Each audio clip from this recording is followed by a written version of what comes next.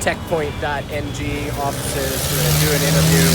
First time in my life when we've ever had to go get filled up with a generator fuel so that we could actually do the interview.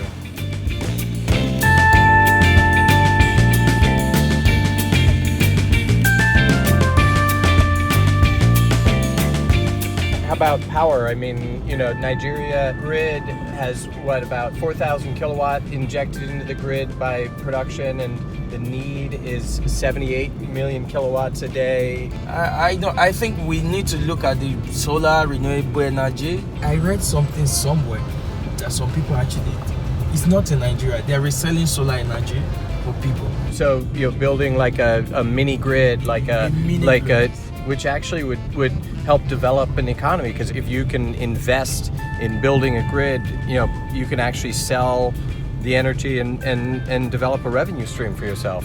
Exactly.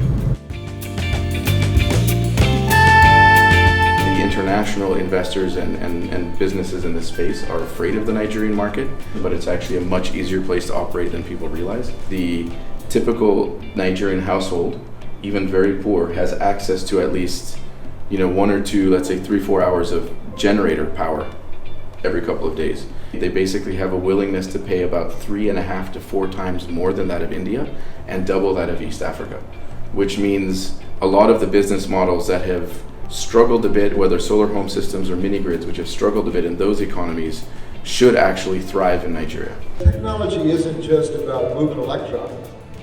Technology is about transforming lives. I want each of you to be thinking really hard about how you can take technology to reach people, and by reaching them, make their lives better, not just here in Lagos, but all around Nigeria. So what do you say if you were talking to an entrepreneur, because I see it the same thing, you see the Silicon Valley version of a startup that just got funded, yes, and all of a sudden there's the Nigerian version of the same company, but it's the wrong problem set. Our problems are different and they are uniquely different.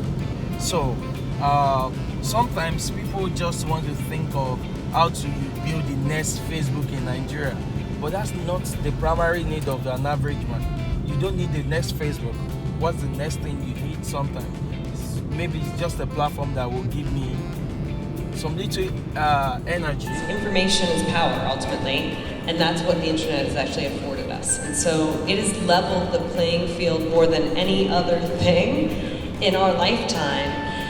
And I think about, when you talk about Africa and the future of work here, I think of it as, for the first time ever, there is truly, we are not going through globalization, we are globalized.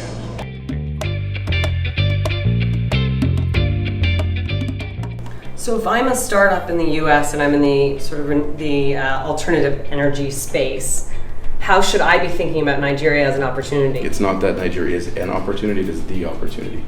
And I'm convinced that because of the huge gap here, any entrepreneur that has a crazy idea about how to disrupt the power sector, this is actually the place not only to test it, but also to build the company. So we're here filling up the boot with generator fuel so we can go back and power to do the interview. This is the first time I've ever had to go to a gas station to get petrol generator fuel. No, in order to do an interview. Oh, really? Right? Oh, really? Yeah. You're welcome. It's a good experience. Yeah.